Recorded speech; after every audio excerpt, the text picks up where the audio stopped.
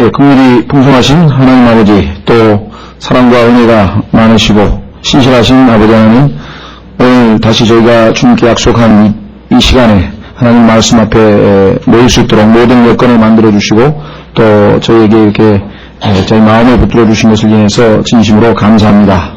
주께서 명령하신 대로 참으로 기쁨으로 저희가 순종하기를 원하여서 참으로 진리의 말씀을 올바로 나누어서 하나님 앞에 부끄러움을 당하지 아니하는 일꾼으로 인정받도록 저희가 이 시간에 공부하기 원합니다.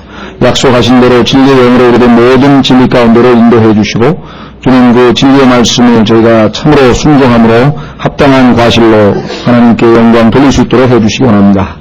주님 무엇보다도 참으로 말씀 맡긴 자에게 주님 능하게 하시고 위로부터 지혜와 명철을 더하시고 또 주님의 영으로 온전히 충만하게 채우심으로 이 말씀의 사역을 온전히 감당하게 하셔서 아버지께 기쁨과 영광을 드리고 우리 모두에게 큰 축복과 유익이 되도록 이 시간을 함께 해주시기 원합니다.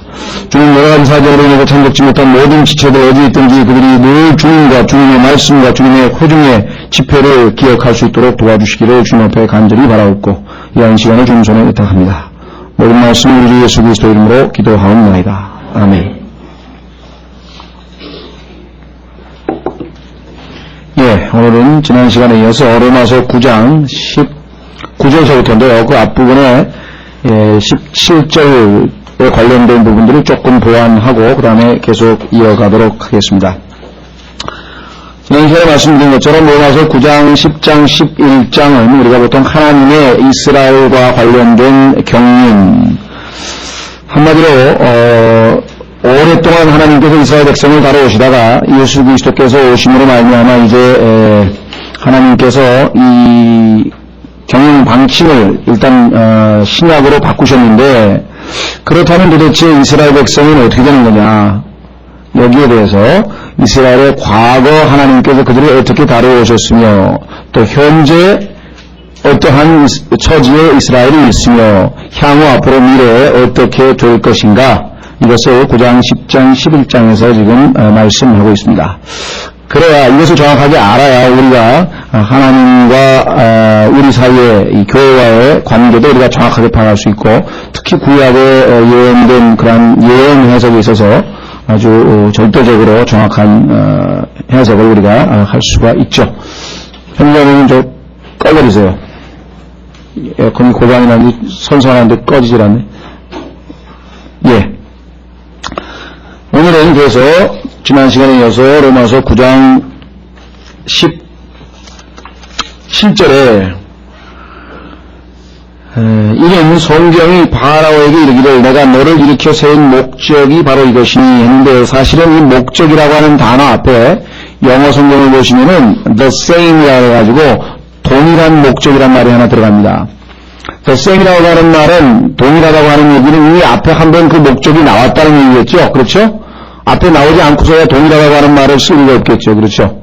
그래서 사실은 내가 너를 일으켜 세운 동일한 목적이 이것이니 해서 이 동일하다고 하는 말이 들어가야 됩니다. 영어 성경에는 들어가 있는데 우리가 얼핏 생각할 때는 그냥 뭐 교리적으로 별 차이가 없으니까 하고 이렇게 넘어가지만 또 정확하게 우리가 보자면은 앞에 이미 하나님께서 그 바로를 세우신 목적 또 동일한 목적이 하나 있었어요. 그것은 뭐냐면 이스마엘을 하나님이 제거하신 목적, 에서를 제거하신 목적, 바로를 하나님이 세우신 목적, 이거 다 같은 목적이에요. 그것은 뭐냐면 하나님께서 이스라엘을 축복하셔서 이스라엘로 하여금 하나님의 이름을 만천하에 선포하는 것, 이것이 목적이죠. 그래서 이스마엘과 에서와 그 다음에 이런 사람들은 제거되었고 하나님의 약속의 라인에서 그 다음에 바로는 그 이스라엘로 하여금 하나님이 어떠하심을 직접 체험하는 도구로, 그렇죠? 그렇게 완악하게 계속해서 이스라엘을 괴롭히는데 하나님께서 그 바로의 엄청난 당시의 세계 최고의 권력이니까요, 세계 최대 강국이니까요, 그 강국을 하나님께서 아주 무력화시킴으로 말미암아 하나님은 아주 능력이 많으신 강하신 분이라고 하는 것을 이스라엘 백성에게 심어줬죠. 뿐만 아니라 그 다음에 그 바로가 그 악한 그 바로가 하나님 앞에 완악하게 굴다가 멸망당하는 모습도 이스라엘은 보았고 그래서 만천하에 두고 하나님께서 이 바로를 어떻게 멸망하셨고 하나님이 얼마나 강하시고 하나님께서는 얼마나 위대하신가를 알릴 수 있는 그런 도구로 쓰임을 받은 셈이 되겠죠. 바로가. 예, 그래서 여기서 지금 이 동일한 목적이라고 하는 말 4절 5절에 나와 있습니다. 그러니까 이스라엘 사람들에게 하나님께서 이미 그러한 여러 가지 축복을 하셨는데 그 축복 중에는 앞에 나와 있는 우리 8가지 이외에 하나님의 이름, 즉 17절에 나와 있죠. 이는 성경이 바라오에게 이르기를 내가 너를 일으켜 세운 동일한 목적이 바로 이것이니 곧 내 안에서 내 권능을 보이고, 그러니까 하나님께서 권능을 보이는 그 대상으로 파라오를 세우신 거예요. 그러니까 어떤 사람은 그럼 파라오는 죄가 없는 거 아니냐, 파라오는 어차피 하나님께서 하나님의 권능을 보이기 위해서 멸망의 대상으로 삼으신 거 아니냐, 이렇게 이제 오해하는 사람들의 질문에 대해서 이제 19절부터 답변을 하는 겁니다. 자, 그래서 우선 17절에 보시면 권능을 보이고 그 다음에 뭡니까? 내 이름을 온 땅에 두루 알리려 함이니라 그 말씀을 하셨죠. 자, 그러니까 여러분들 아까 말씀드린 것처럼 하나님의 목적은 궁극적으로 이스라엘을 회복시키셔서 하나님께서 원래 이스라엘을 부르신 목적 뭐예요?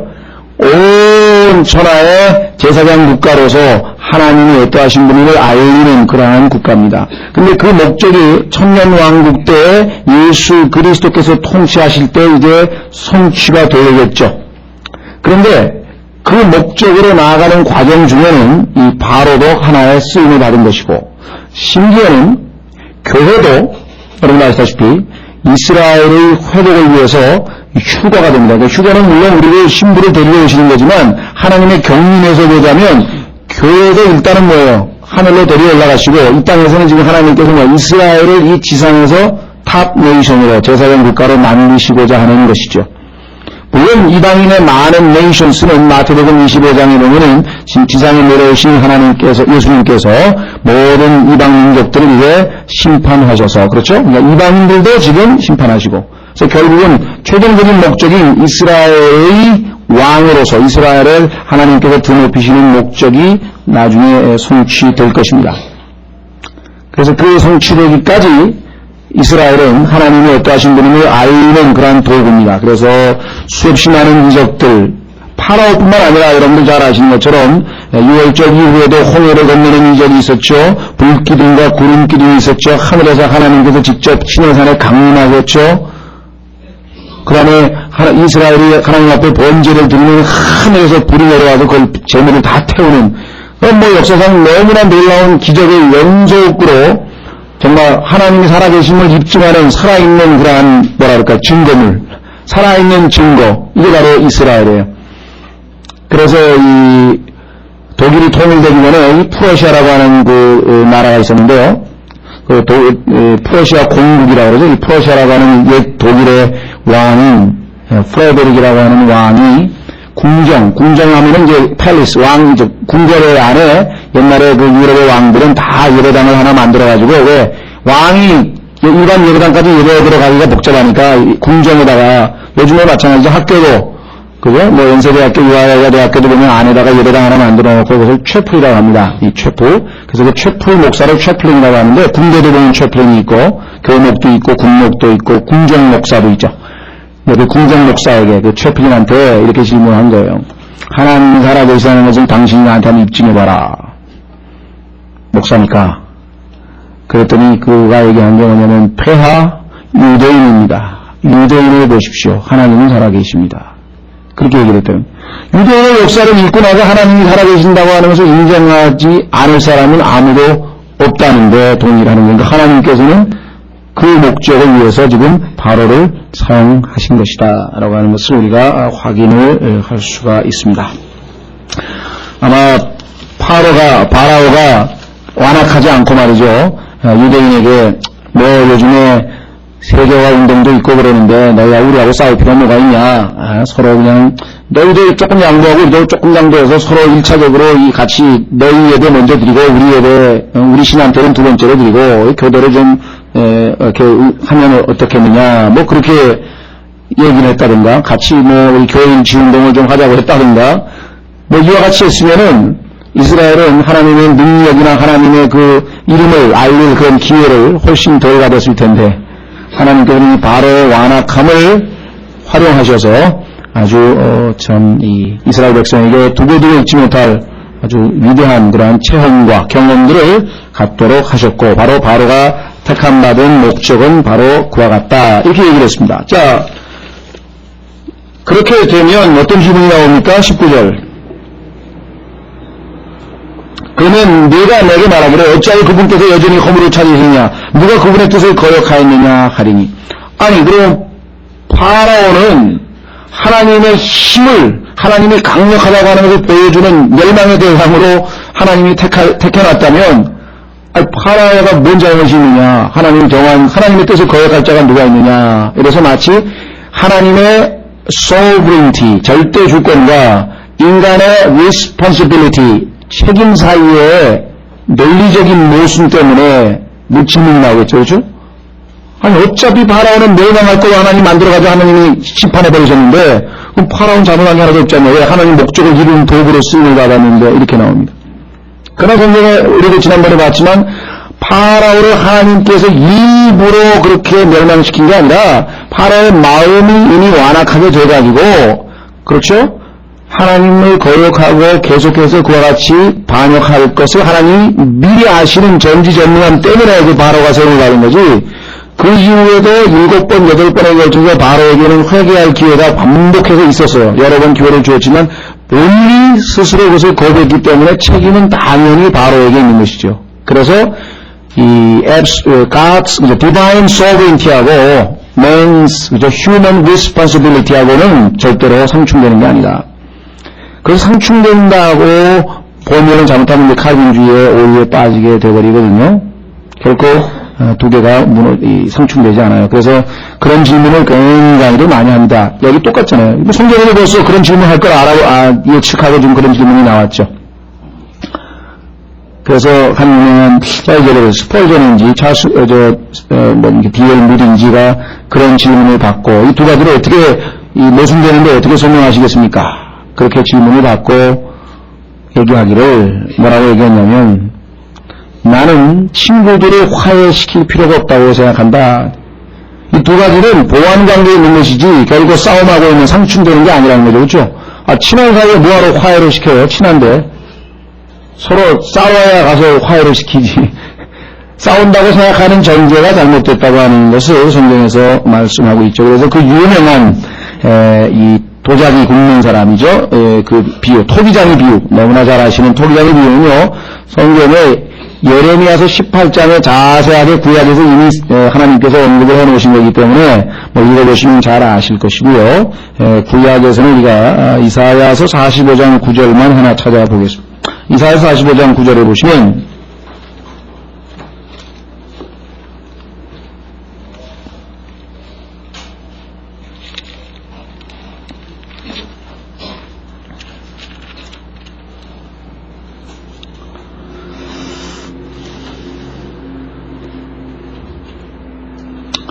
이사야 45장 9절에 화했을진저 자기를 만드신 이와 다투는 자여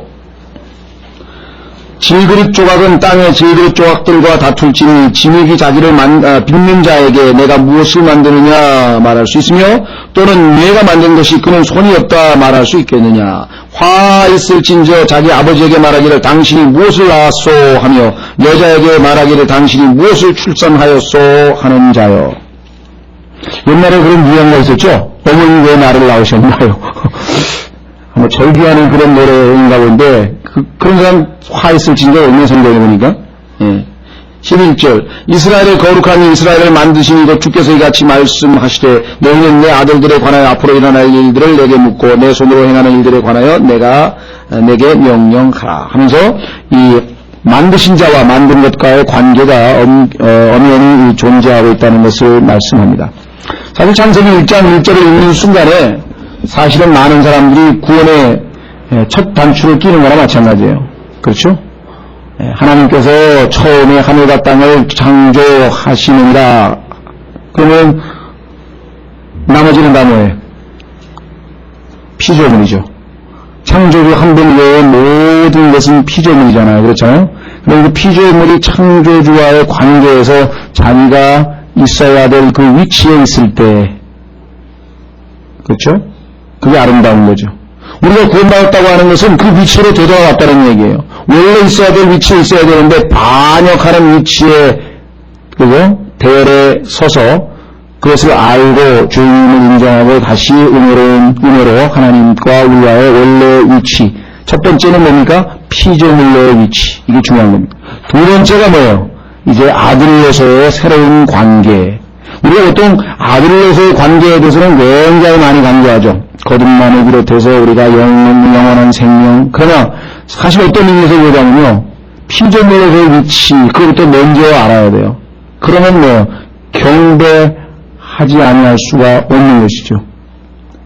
그래서 우리는 이 하나님의 그 어미하심과 이 욥기에 나와 있다 그랬죠. 하나님께는, 주님께는 terrible majesty, 무시무시한 어미함이 계시다. 이것을 우리가 너무 방자히 여겨서 내가 뭐 하나님 우리 아버지인데 뭐 아버지한테 뭐 내가 뭐 그래서 아주 좀 가볍게 여기는 경향이 있고 뭐 hello, good morning father 뭐 하면서 good morning Jesus 뭐 이런 책들 막 쓰고 그러는데 물론 그게 진정한 친근함에서 아가서에서 나오는 것 같은 그 같은 사랑이면 좋겠는데 그게 아니라 이 아버지 막 가볍게 여기는 거 있잖아요. 아 요즘 아이들은 보니까 뭐 약간 뭐 부모님 알기는 뭐 얼마나 그거는 친한 게 아니에요.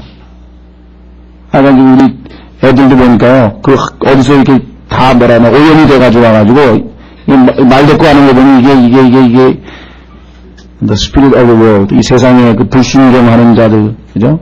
안에 역사하는 영이 지금 금방 느끼게 됐대. 우리가 친밀하게 하면서도 그분이 어떠하신 걸 알고 그분에 대해서 올바른 태도를 취하는 것. 이것은 사실은 첫 번째 우리가 피조물이라고 하는 사실을 인식할 때 비로소 우리가 알게 되는 거죠. 뭐 철학자 얘기를 해도 안 되십니다만은 그래도 우리에게 좀 시사하는 바가 있어서 이게 비유적으로 한번 들어보십시오. 이 사르트라고 하는 철학자가 자기 제자들에게 여기 뭐 없습니다. 저기 꽃이 있나요? 약간 꽃병에 꽃을 하나 그죠? 꽃을 딱 꽂아놓고 이 얘기하기를 어떠냐고 했더니 아름답습니다. 꽃병 너무너무 아름답다는 거예요. 그래서 제가 하나 놓고 뭐가 아름답냐 할 때 하면 꽃병이 너무너무 아름답습니다. 꽃병 때문에 아름답다는 거예요. 꽃병 때문에. 예? 인간으로 치면 그냥 외모가 좀 핸섬하고 아주 여자로 치면 아주 이렇게 멋있게 생긴 그런 건가 보죠. 그랬더니 또 다른 친구가 아닙니다. 제가 볼 때는 꽃 때문에 아름다운 것 같습니다. 우리 또 보잖아요. 속, 그렇죠? 이 내적으로 뭐 아름다움 이런 거 성경에서 얘기하는데 근데 사르트는 뭐라고 답변했냐면은 틀렸다 그래요. 뭐가 아름답습니까 선생님? 꽃병과 꽃이 제각각 제 위치에 놓여 있기 때문에 아름답다. 처해 있는 그 위치에서 아름다움이 온다. 그게 뭐냐면 꽃병이 있는데 꽃을 잘 꽂혀 있어야지 옆에 놓여 있어 보세요. 꽃병은 여기 있고 꽃은 옆에 놓여 있고 그럼 각각이 아무리 아름다워도 그게 제대로 아름답겠습니까? 하나님과 인간 사이도 마찬가지 창조주와 피조물이라고 하는 그 위치에 먼저 놓여 있고 그 다음에 그분이 우리 같은 피조물을 자신의 동일한 생명을 주어서 우리의 생명의 관계로 아들로 삼으셨다고 하는 것을 우리가 감격하고 사랑하는 거죠. 그렇다고 해서 피조물의 위치가 바뀌었냐? 그건 아니라는 사실을 우리가 잊지 말아야 된다. 그리스도인이라 할지라도. 예. 자, 그래서 오늘 아주 그것에 대한 좋은 교훈이 바로 나와 있습니다. 자, 로마서 9장 20절에 보시면 아니라 잘못 짚었단 말이죠. 오 사람아 내가 누구에게 하나님께 대꾸하느냐 아까 나왔죠. 이사야서 45장에 지어진 것이 지어진 분에게 말하기를 어찌하여 나를 이렇게 만들었느냐 하겠느냐. 토기장이가 같은 진흙덩어리로 하나는 귀한 것을 다른 하나는 천한 것을 만들 권한이 없겠느냐. 뭐 얼마나 쉽게 비유해 주십니까? 그렇죠? 하여간 예수님께서는요 성경에 보면은 요즘에 뭐 이제 소위 교육하는데 예수님의 교육 방법은 너무나 간단해요. 비유법, 그죠? 뭐뭐 같이, 뭐뭐처럼 이렇게 해서 쉽게. 그런데 지금 아주 이 토기장이의 비유로 해서 우리에게 아주 알아듣기 쉽게 말씀을 하고 있죠. 자, 22절에 만일 하나님께 자신의 진노를 보이시고 자신의 권능을 알게 하고자 하사, 이게 바로 지금 앞에 나와 있는 바로가 대표적인 샘플이네요. 그렇죠? 파멸하기로 준비된, 왜 준비된을 잘못 번역했습니다. 이번에 아마 수정을 하기로 어제 얘기가 됐었는데요.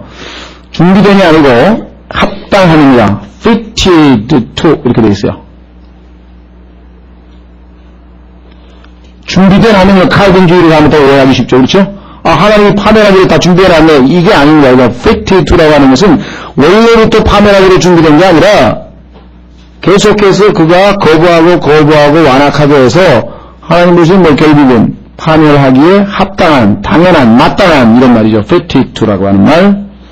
여러분 요즘에 그 무슨 운동하면 휘트니스 클럽이 하도 많잖아요. 그 휘트니스 할 때 이게 몸을 착 아주 합당하게 해가지고 딱 건강한 모습을 만든다는 거 아니에요? 그래서 이 fitted to란 말은 합당한 진노의 그릇들에게, 진노를 하나님께서 훨씬 먼저 퍼부으실 수도 있어요. 왜? 이미 보니까 마음이 다 삐뚤어져가지고 하나님을 거부하고 그런 거예요. 그럼에도 불구하고 하나님께서 베드로후서 3장 9절에 보니까 뭐 끝까지, 그렇죠, 아무도 멸망하기를 원치 아니하신다 그러죠. 하나님의 뜻은. 그렇게 해서 계속해서 또 오래 참으셨어요. 여기 나왔죠. 심히 오래 참으심으로 인내하시고. 그런데도 뭐예요? 마음을 더 완악하게 하고 끝까지 해서 결국은 스스로 멸망의 길로 가는 거죠. 자, 그렇게 하고 그 다음에 두 번째 23절 또한 영광에 이르도록 미리 예비하신 긍휼의 그릇들에게. 자, 하나님께서 긍휼을 베풀기로 정해놓은 조건이 오늘날 이 그리스도인들이 살고 있는 신약 시대에는 하나밖에 없어요. 무슨 뭡니까? 믿음이에요. 하나님께서 정하신 룰은, 긍휼의 대상은 예수 그리스도를 마음으로 믿는 자들에게는 다 긍휼을 베푸시기로 하나님께서 정해놓으십니다. 영광에 이르도록 미리 예비하신 긍휼의 그릇들에게 자신의 영광의 풍성함을 알게 하시고자 하셨을지라도 무슨 말을 하리요. 이때 what if라고 하는 말은요, 만약에 그리 하셨다 할지라도 이렇게 일종의 가정법입니다. 실제로 그렇게 하셨을 수 있겠고요. 자, 다시 말하면 하나님께서는 결코 자신의 절대적인 주권을 행사하시나 불의하게 하시거나 불공평하게 하거나, 소위 말하는 이렇게 심판을 볼 때 unfair, 아주 이 fair가 아닌 그런 방식으로 인간을 대해보신 적이 없다. 그래서 우리는 만약에 그와 같은 상황에서 하나님께 왜 바로를 그렇게 하셨습니까? 이렇게 질문하면, 첫째는 피조물로서 창조주에게 도전하는 것이요, 둘째는 그분의 의로우심을 의심하는 것 이외에 아무것도 아니다. 이렇게 되겠죠. 자, 그래서 3절, 4절이죠. 예, 24절 가기 전에 여기 보시면요, 참 너무나 놀랍지 않습니까? 예수 그리스도를 믿고 딱 눈을 떠보니까 마치 예수님이 내가 문이라 그랬죠. I am the door. 자, 하늘나라로 들어가는 문인데 내가 예수 그리스도라고 하는 문을 딱 통과해서 딱 들어가 보니까 어떻게 되어 있어요? 영광에 이르도록 이미 예비가 탁 되어 있더라 이거죠. 근데 그 문을 열고 들어가지 않은 사람은 예비가 안 된 사람이죠. 오해하지 마십시오. 이게 예정론을 잘못 오해하게 되면 아까도 말씀드린 것처럼 사람의 자유의지와 하나님의 절대 주권 사이를 자꾸 충돌하는 것으로 보는데 그렇지 않아요. 우리가 그 문을 열고 들어간 순간에 보니까 하나님께서는 예수 그리스도 안에서 우리를 미리 창세전에 예정해 놓으셨다는 사실을 우리가 발견하게 되는 것이죠. 에베소서 1장에 말씀하시는 것처럼. 자, 그래서 참 어떻게 보면 엄청난 그 기쁨 또는 스릴을 맛보는 겁니다. 그렇죠? 이야, 창세전에 하나님의 마음속에 내가 들어있었다. 생각해 보세요. 창세전에, 그런데 그리스도 안에서, 이게 이제 이 칼빈주의자들이 간과하기 때문에 문제가 생기죠. 하나님의 예정이라고 하는 것은 그리스도 안에서라고 하는 조건부 예정이에요. 그러니까 우리가 그리스도 안으로 들어오는 순간에 예정된 걸 알지, 그리스도 안으로 들어오지 않는 사람은 예정된 사람이 하나도 없어요. 칼빈주의자들은 그게 아니라 그리스도 안으로 들어오기 전에 이 세상에 있는 모든 사람들이 천당에 가기로, 지옥에 가기로 미리 다 예정되어 있다. 이건 전혀 성경에서 나온 예정론이 아니기 때문에 여러분들이 기억해도, 지난번에도 우리 한번 자세하게 설명을 드렸었죠. 자, 그래서요 24절, 이 긍휼의 그릇들은 우리 누구예요? 구원받은 사람들이야 이거야. 그런데 이 구원받은 사람들은 그러면 유대인뿐이냐? 아니야 이 말이죠. 그분께서 유대인 중에서 뿐만 아니라 이방인 중에서도 부르신 자들이니라. 주님께서는 유대인들만 부르신 것이 아니라 이방인 중에서도 부르셨다. 자, 이것이 바로 여러분 잘 아시는 에베소서 2장에 나와 있는 내용이죠. 한번 확인해 보겠습니다. 에베소서 2장.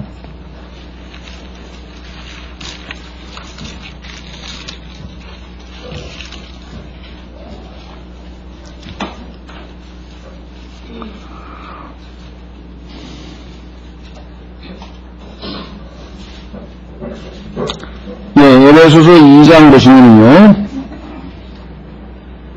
11절, 에베소서 2장 11절, 그러므로 기억하라 너희는, 자 바울은 유대인이지만 너희는 에베소 사람들이, 에베소 교회 사람들이니까요, 성도들이니까, 지나간 때에, 자 과거에 육체로는 이방인이요, 그렇습니다. 손으로 육체 행하는 할례를 받은 자들, 곧 할례자라 일컫는 자들로부터 무할례자라 일컬음을 맡은 자들이라. 우리는 하나님께서 우리에게 주신 사인이 되겠어요. 사인. 하나님과 유대인 사이에 사인, 표적이 있는데 그게 바로 이제 할례 또 양식일 이런 게 있습니다. 그런데 너희는 할례를 안 받은 자들 아니냐, 이렇게 이제 따돌림 받던 자들이었죠 과거에, 하나님과 상관없이. 뿐만 아니라 12절, 그때 너희는 그리스도 밖에 있었고, 그렇습니다.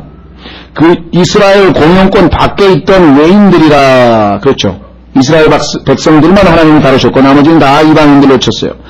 자, 약속의 언약들에 대하여는 낯선 자요. 지난번에 우리 로마서 9장 볼 때 약속들은 누구 거라 그랬어요? 유대인들 거라 그랬잖아요. 세상에서 소망도 없고 하나님도 없는 자들이더니, 소망 없는 거 하나님이 없는 거는 다 같은 거죠. 하나님이 없으면 당연히 소망도 없는 거겠죠. 이제는 전에 멀리 떨어져 있던 너희가 그리스도 예수님 안에서 그리스도의 피로 가까워졌느니라. 이는 그분께서 우리의 화평이시기 때문이라. 그분께서 둘을 하나로 만드사 우리 사이의 중간벽을 허무시고, 유대인과 이방인은 결코 물과 기름처럼 합칠 수 없는 건데 예수 그리스도께서 그 담을 허무셨죠.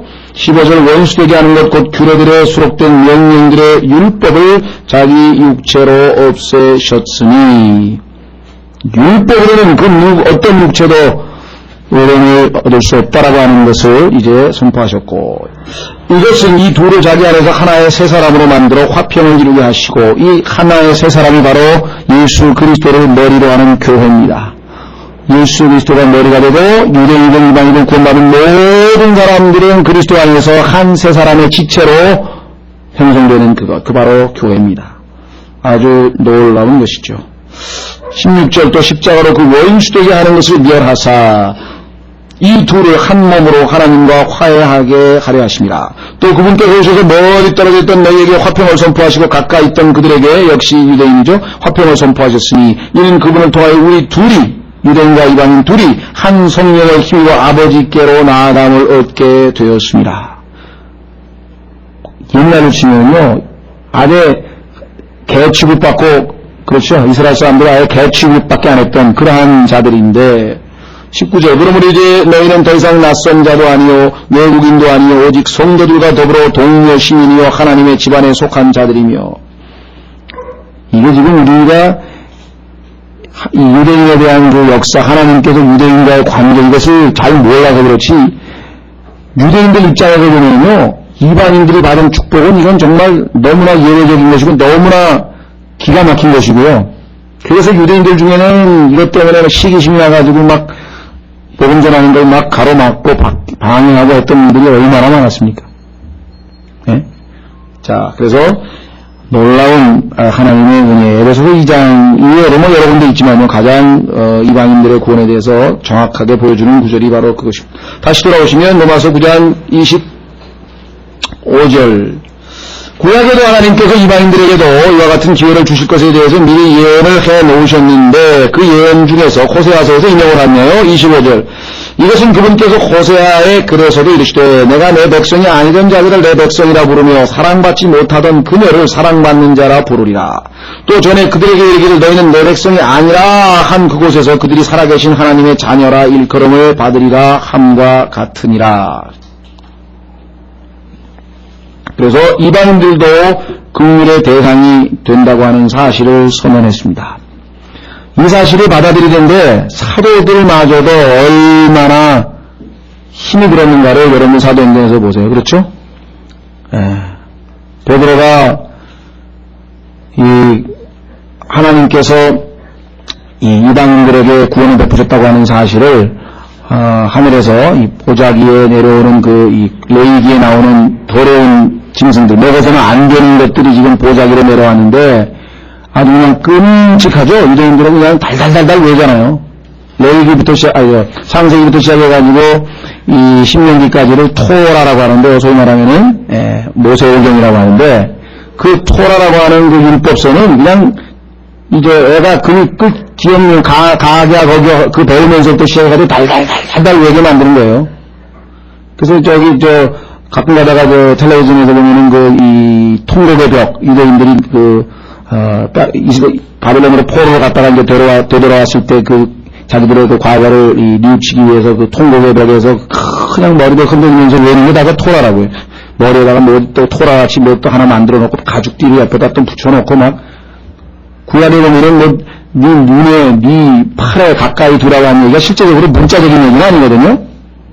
하나님 말씀을 늘 가까이 하라고 하는 말인데 그냥 문자적으로 몸에다 둘둘 가지고 매듯이 그 정도까지 얼마나 유대인들이 열심히 있었는가. 그런데요. 아니 하나님께서 갑자기 잡아먹으라 그러니까 얼마나 깜짝 놀랐겠어요. 이거 먹으면 큰일 난다고 그냥 몇십 년 동안 달달 외던 걸 갖다가 그 충격. 그러나 그 성령의 강력한 역사심에 사로잡혀가지고 고넬료 집에 가가지고 들어가기도 싫은 그 집에 바위문 문지방을 넣으면서 얼마나 성령께서 아마 밀어냈으니까 들어갔지 아마 죽어도 안 들어간다고 예수님을 그 십자가에 못 박으려고 했던 유대인들이 어떤 짓을 했습니까? 빌라도의 법정에 발을 안 왜 이방인의 집에 들어가면 더럽혀지니까 거기다 또 지금 명절이 다가왔는데 명절에 지금 더 정결례를 해야 되는 판인데 안 들어갔잖아요. 거기 안 들어가고 그 정도로 아주 이 율법에 아주 대단히 열심인 사람들이니까 그런 사람들이 이방인들에도 은혜가 성령님하고 막 이런 소리를 들으면 어떻게 됐겠어요.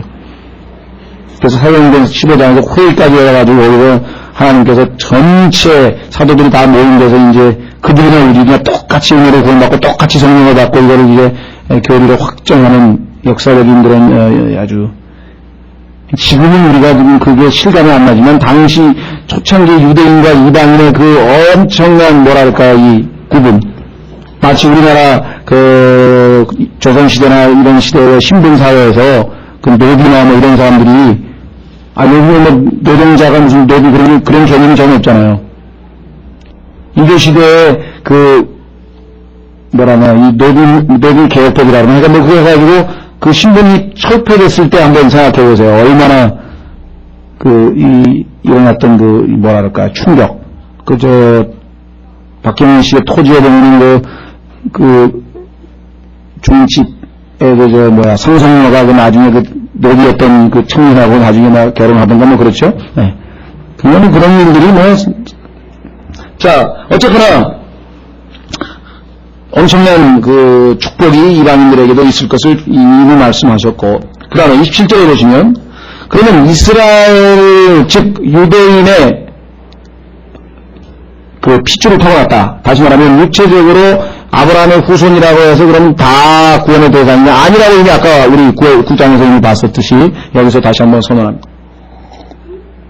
또한 이사야도 이스라엘에 관하여 외치이르되 비록 이스라엘 자손의 수가 바다의 모래 같을지라도 남은 자만이 구원을 받으리라.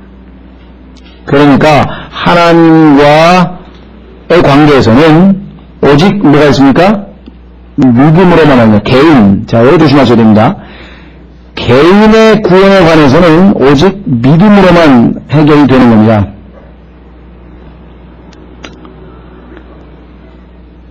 나중에 이제 좀 이따가 제가 이 율법을 주신 목적에 대해서 한번 우리 확인을 해볼 텐데요. 우리가 보통 이 세대적 진리를 얘기할 때 그런 얘기를 좀 했었어요. 그러니까 구약 시대에는 이 믿음, 그 다음에 율법을 지켜야 된다.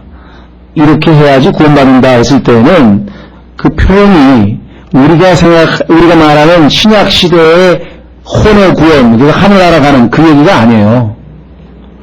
여러분들 구약에서 율법을 어긴 사람들이 지옥 간다고 돼 있어요? 그런 거 하나도 없어요. 율법을 어긴 사람은 율법에 대해서 심판을 받는 거예요. 그러면 벌을 받거나 아니면은 죽거나. 그죠? 죄삭신 사망이라 육체적인 죽음을 얘기하는 것이고요. 이스라엘 민족은 하나님께서 땅을 빼앗아가지고 저 멀리 포로를 보내거나 해서 민족에 대해서도 그와 같은 심판이 있는 거고. 반대로 율법을 지키면은 이스라엘 민족은 개개인은 건강하게 하나님의 축복을 받고 산다는 얘기지 죄사함을 받고 하늘나라로 간다는 구원 얘기가 전혀 아니라는 거예요. 그래서 여기에서 혼돈이 생기면 안 됩니다. 왜냐하면 그렇게 오해를 하게 되면 구약 시대에 하늘나라 가는 것이 율법을 지켜야 간다는 것처럼 오해하면 그야말로 이건 이제 성경 전체를 뒤엎는 것. 왜? 율법의 행위로는 하나님 앞에 의롭게 된 육체가 없다고 성경에서 창세기부터 계시록까지 일관성 있게 얘기하고 있는 거거든요. 그러니까 환란 때도 마찬가지. 우리가 믿음 플러스 행위라고 했을 때 그 환란의 구원에서 보면은 그것은 예수 그리스도께서 이 땅에 오셔서 재림하셨을 때 그들이 심판을 받지 아니하고 죽지 아니하고 살아서 천년왕국에 들어간다고 하는 육체의 구원에 관한 얘기죠. 그래서 마태복음에 보면은 그때 주님께서 기간을 단축시키지 않으면 살아남을 육체가 없다고 했죠. 그렇죠? 네, 그래서 우리가 이 세계적 진리를 배울 때 그 구원이라고 하는 용어의 그 문맥을 정확하게 알지 않으면은 우리가 이제껏 많은 사람들에게 오해를 받은 것은 뭐냐면 저 사람들은 어떻게 이 사람이 하늘 날아가는데 이 구약 시대에는 율법을 지켜야 되고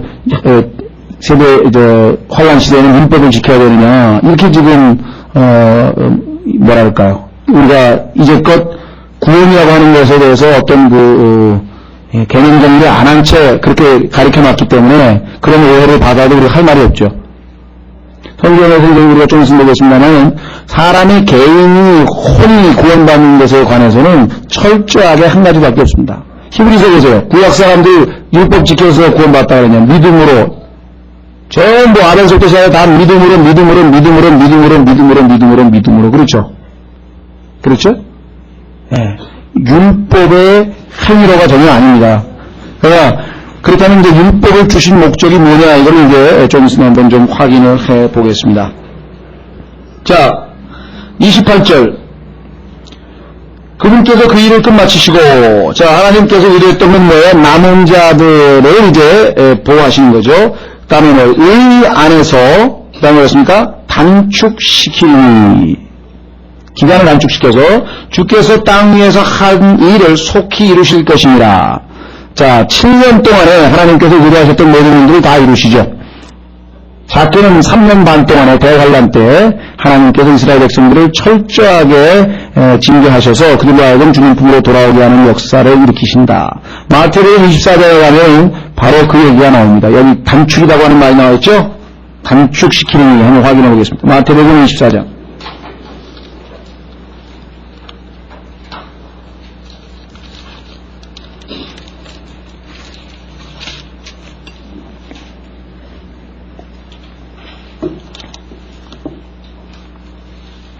마태복음 24장 우선 13절을 보시면요.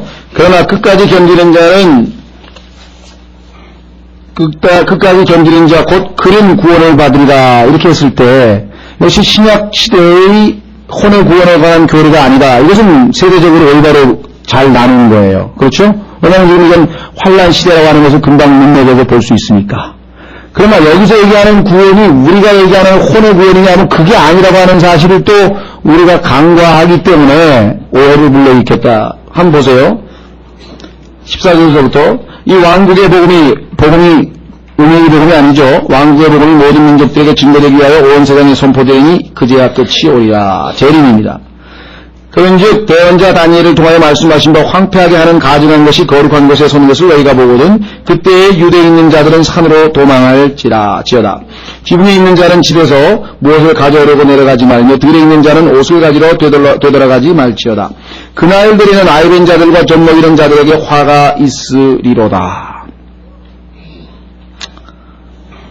오늘날 유 대표는 옛날에는 아이를 낳으면 다들 아주 좋다 그러면서 축복이라고 했는데 아이 낳는 것이 그렇게 축복이 아닌 시대로 지금 접어들고 있다는 걸 여러분들 한번 잘 생각해 보십시오.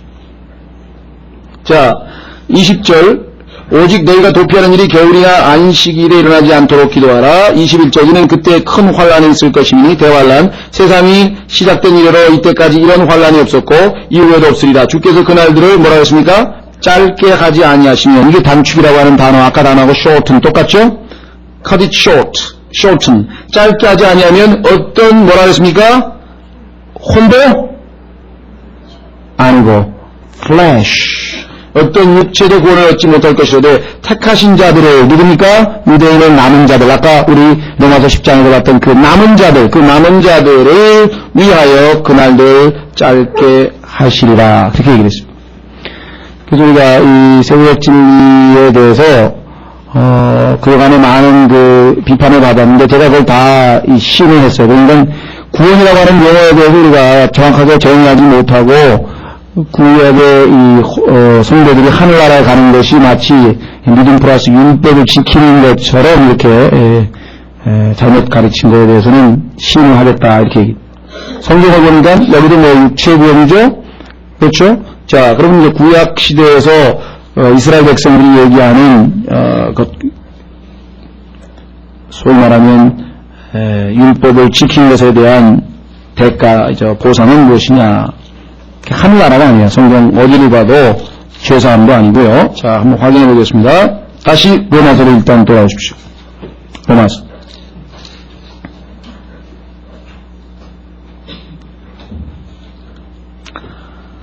자, 로마서 9장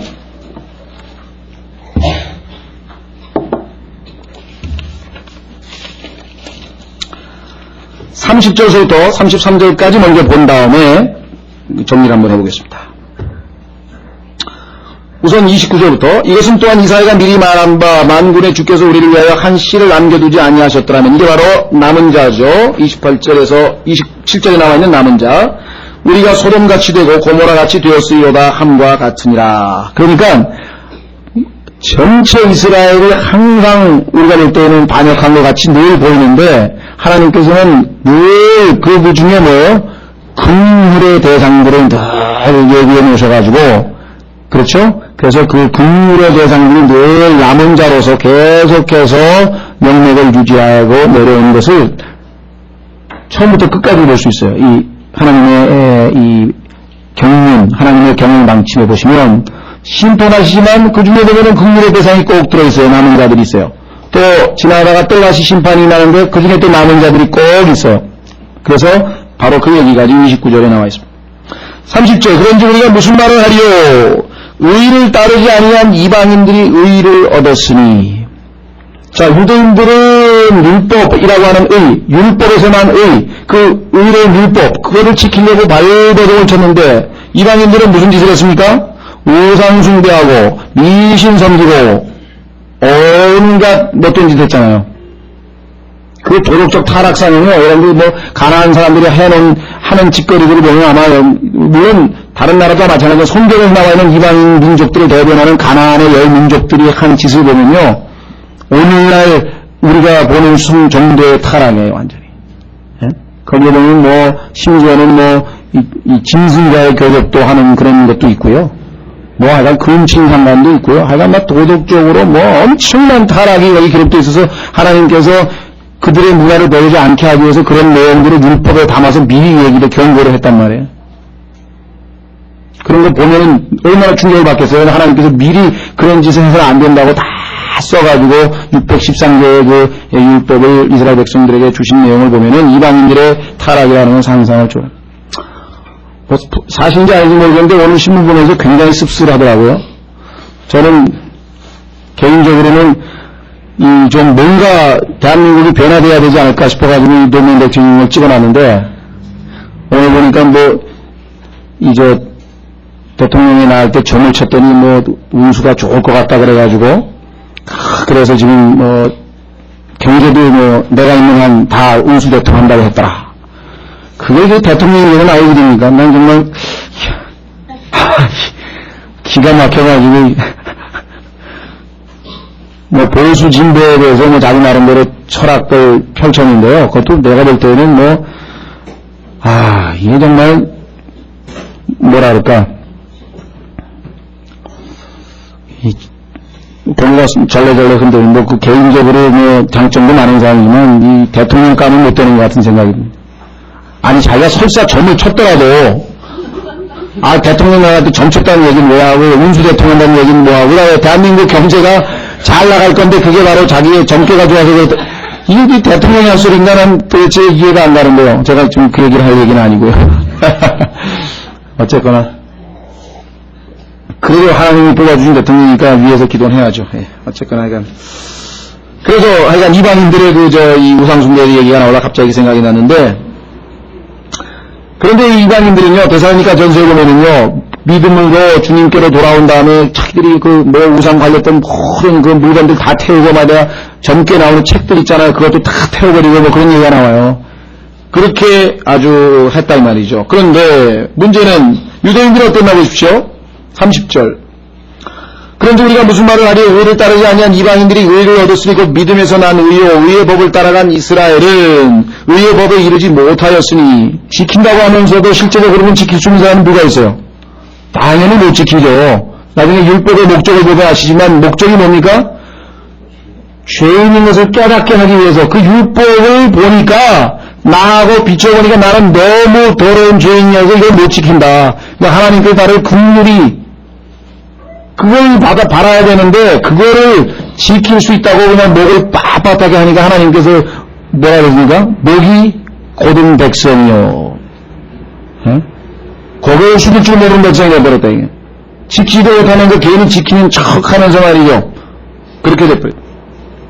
그래서 아주 정말 너무나 이스라엘뿐만 아니라 오늘날 새벽기도, 철야기도, 그 다음에 11조, 그 다음에 내가 이렇게 평생 했는데 하나님께서 나를 한 나라 안 받아주실 거예요? 그런 하나님이 어딨어요? 이런 사람이 있다고. 이스라엘에 다를 게 하나도 없는 거예요. 자기의. 그런데 어떻게 했어요? 의의 법에 이루지 못했어요. 하나님의 의는 인간의 육체로는 그 누구도 이룰 수가 없죠. 자, 32절. 어찌된 까닭이냐? 방법을, 하나님이 가르쳐준 방법을 안 했어요. 이는 그들이 믿음으로 의를 구하지 아니하고, 그렇죠? 믿음으로 의를 구하지 아니하고, 오히려 율법의 행위로 되는 것처럼 구하였습니다. 여러분들, 하나님께서 율법을 주시던 때 어떻게 됐습니까? 하나님께서 율법을 주시겠다니까 이스라엘 백성이 뭐라 그랬어요? 잘 해야 돼. 우리는 일정일도 절대적으로 잘 지킬 수 있다고. 그 순간에 하나님의 진노가 폭발한 거예요. 분수를 몰라도 너무나 모르는 거죠. 그렇죠? 우리가 심플맨 동양은 베드로가 예수님 만났을 때처럼 나는 죄 많은 사람입니다. 왜 엎드려야 되고 욥처럼 이치도 모르고 깨닫지도 못한 것을 짓거린 자가 바로 접니다 하고 회개하고 그래야 되는데 자신 있다고 그런 거예요. 그래서 하나님께서 그러면 지켜보라고 했는데 그 율법을 주시던 날 여러분들 어떻게 인지 아세요? 시내산에 천둥 번개가 치고요. 지진이 일어나고요. 그 마지막 심판 때 있던데 왜 그 좋은 날에 왜 좋은 날에 그런 일이 벌어지는지 생각해 보셨어요? 단지 하나님이 자신의 terrible majesty 위엄만 과시하시기 위해서 그랬을까요? 그게 아니에요. 하나님의 진노가 왜? 교만하고 반역하고 몰라도 너무 모르는 거예요. 자기 의를 하나님 앞에 내세워서 하나님과 속된 말로 맞먹자는 거죠. 그게 바로 이사야에 나오는 마귀의 속성 아니에요. 내가 하나님과 비교되겠다. 그 똑같은 스피릿이 지금 이스라엘 백성들 안에 있었던 것이죠. 그러니까 오늘날의 모든 종교가 바로 그거예요. 자기의 노력으로 하나님의 의에 도달할 수 있다고 착각하는 그것이 가장 비참한 거죠.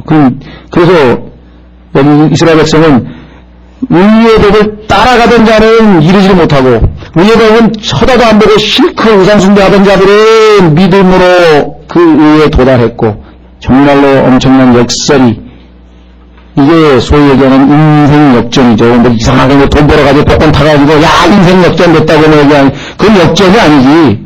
반대지. 그렇죠? 이제 멸망으로 갈 길이 열린 거지 그건. 그렇잖아요. 돈을 살아가는 것이 모든 악의 뿌리가 되는데 뭐 어디로 가는 거예요 지금. 인생 역전이 아니고 인생 역전은 예수 그리스도를 만날 때 이루어진 이방인들처럼. 자, 그래서 어떻게 됐습니까? 32절 그들이 그 걸림돌에 걸려 넘어지고 말았으니 어떻게 됐어요? 33절 이것은 기록된 바 보라 내가 걸림돌과 실족하게 하는 바위를 시온에 두노니 유대인들은요 예수 그리스도라고 하는 그 바위에 걸려서 넘어져 버렸어요. 근데 이방인들은 그분 위에 딱 믿음을 두고 탁 반석 위에 그냥 집을 지어버렸어요. 예? 이거 완전히 정말 유대인들로 치면은 막 이게 열불이 나는 일이죠.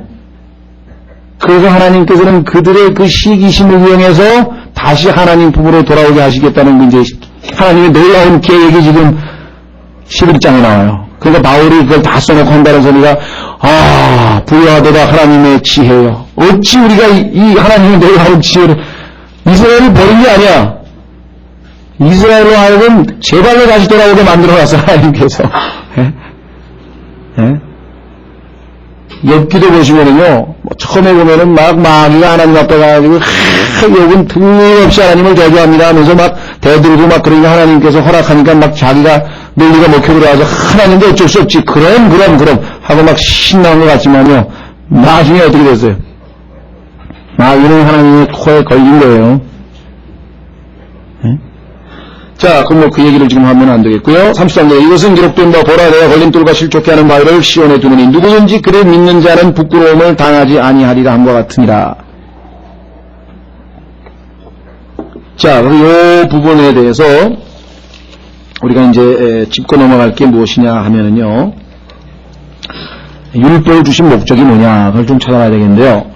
첫째, 여러분들 좀 그냥 메모로 해놓다가 좀 찾아봤으면 좋겠습니다. 시간이 없기 때문에 신약 성경에 율법이 할 수 없는 것 5가지가 기록되어 있어요. 첫 번째는 로마서 3장에 보시면 율법은 죄인을 의롭게 할 수가 없어요.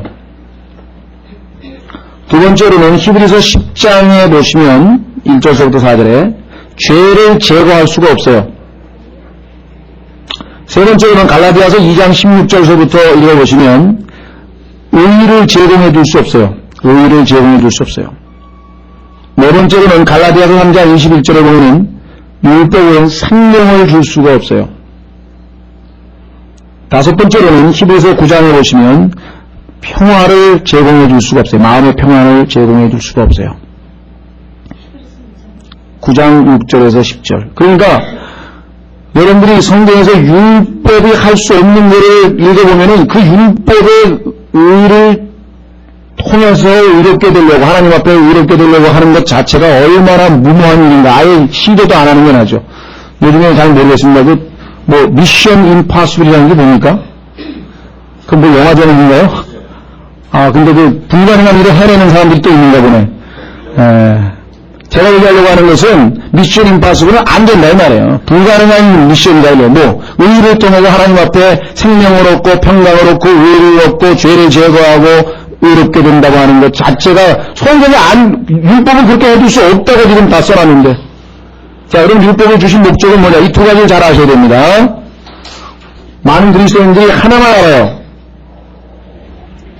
그것도 성경 공부를 잘한 사람들이 한 가지는 분명히 알아요. 그것은 뭐냐? 율법을 주신 목적. 로마서 3장에 나오고 갈라디아서 3장에 나오는 게 뭐냐? 죄를 깨닫게 해준다. 그래서 예수 그리스도 구속이가 필요하구나. 그래서 그 예수님께로 우리를 인도하는 가정교사 노력을 해준다. 옛날에는 죄가 막연했어. 뭐가 죄인지 잘 몰라. 그렇죠? 그런데 그 율법을 들여다보니까 뭐가 죄예요? 속으로 탐심도 죄고, 그렇죠? 심지어는 유대인들은 뭐예요? 더러운 음식을 먹어도 죄고 시체를 만져도 죄고 이게 막 옛날에는 죄가 그냥 막연한 것 같으면 613가지 이러니까 막 거기에 계속 죄가 걸리는 거야. 그렇죠? 우리도 별로 죄를 잘 몰라요. 그런데 여러분들 한번 율법전서 한번 율법, 사법, 한번 형법 다 뒤져서 거기 보면 죄가 엄청나게 나오거든요. 그러니까 죄로 하여금 심하게 죄되게 한다. 로마서 7장에 우리 공부한 데 나오죠. 죄로 하여금 심히 죄되게, sinful, 그러니까 죄가 그냥 막연한 게 아니라 너무너무 죄가 많다는 것을 율법을 통해서 우리가 깨달으면 뭐가 생깁니까? guilty. 하나님 앞에 죄에 대한 책임을 물으시겠구나. 그러면서 내 마음에 두려움이 생겨요. guilty가 뭐예요? guilt. 죄책감. 죄에 대한 책임을 느끼는 순간 하나님 앞에 내가 벌받지 않은 순간에 이제 막 두려움이, 그 죄책감이 생겨나게 된단 말이에요. 근데 그거를 이제 사람들은 뭐 해결해보기 위해서 뭐 어디 부적을 사가지고 붙이는 사람도 있고, 정신과 의사에서 갔다는 사람도 있고, 뭐 선두개라는 거 자를 뭐 어떻게 다 끄집어내가지고 어떻게 해보겠다는 사람도 있고, 현실을 도피해서 뭐 마약을 먹고 그냥 마약이나 뭐 알코올 중독이나 아니면 그런 데 빠진 사람도 있고, 또 어떤 사람은 미쳐버리는 거 일부러 미쳐가지고 막 그림만 그리는 사람도 있고, 막 잊어버리려고. 근데 그 죄가 어디로 가나요? 우리 안에 있는데. 보라, 세상 죄를 제거하는 하나님의 어린 양이로다. 그분이 우리 안에 들어오시고 내 죄를 제거하기 전까지는 결코 해결될 수 없는 거다. 그래서 우리는 죄에, 우리 그리스도인, 우리 일반 개인들에게 적용되는 것은 죄로 심히 죄되게 해서 죄가 무엇인지 죄를 깨닫게 해주는 역할을 율법이 한다라고 하는 사실을 우리는 알고 있습니다. 그렇죠? 자, 그래서요, 그 율법이 의도하는 바는 뭐냐? 우리를 누구에게로? 가정교사 노릇을 하는데 구세주이신 예수 그리스도께로 우리를 인도하는 것으로 율법의 그 목적은 일단 끝나는 거죠. 그렇죠? 자, 그래서 디모데전서 1장에 보시면 바로 율법의 목적이 나와 있습니다. 디모데전서 1장.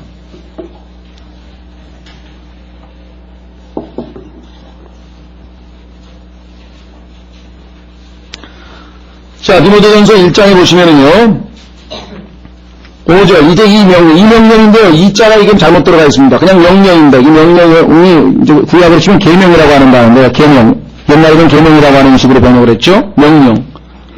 자, 이제 명령의 목적은 뭐였습니까?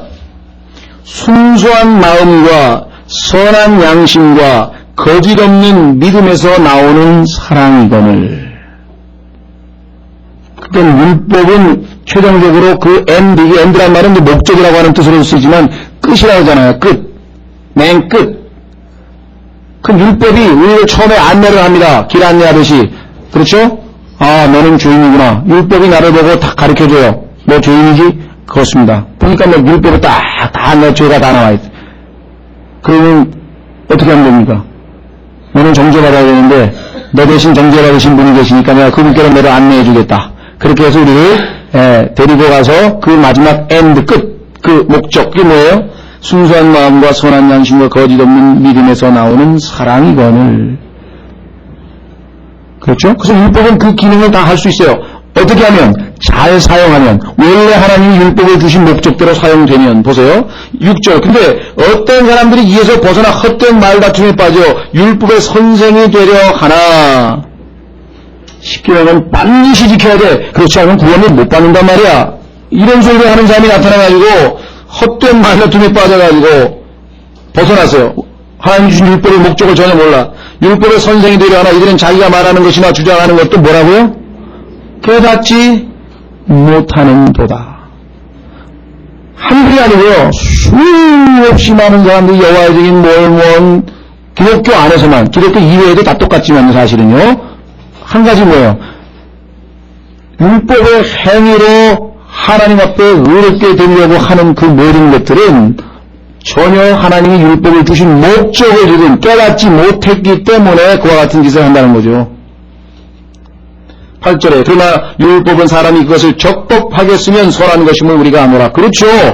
율법이 없었으면 내가 어찌 죄인인 것을 알았겠느냐라고 바울이 로마서 7장에서 얘기했잖아요. 율법에서 탐심하지 말라 그랬으니까 내 속에 탐심이 있구나. 그걸 통해서 내가 죄인을 깨닫고 주님을 찾았지. 그게 없었으면 나는 내가 왜 1번서부터 9번까지 10계명은 겉으로는 그래도 다 지켰는데 내가 율법의 의로는 흠이 없는 자라고 빌립보서로 자기 자신을 간증했잖아요. 누가 봐도. 그런데 탐심하지 말라는 10번째 계명이 탁 내 안에 들어오는 순간 뭐예요? 바울이 자기 속에 있었던 시기심과 탐심 이런 것들이 금방 촥 드러나서 율법을 보자 나는 어떻게 했다고? 죽었다 그래요. 영적으로 그냥 그 율법에 그냥 그 스팅 그죠? 화살에 그냥 탁 맞아가지고 그냥 꽂고 맞아가지고 나는 죄인이구나. 나는 이제 지옥 가는구나. 이제 나는 끝났구나. 그러고 탄식하고 있는데 율법에 정신 차리란 말이야. 구속주가 저기 계신다네. 너는 데려다 주겠다 이 말이야.